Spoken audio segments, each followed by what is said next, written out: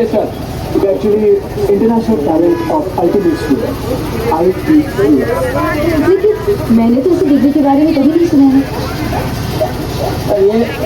ये मेरा डिग्री है। कहाँ तक पढ़े हैं आप? दोपहर सुबह मेरा बाप मेरे को स्कूल पे छोड़ते गए और दोपहर को पूरी स्कूल मेरे को घर पे छोड़ते गए ये सर्टिफिकेट के साथ।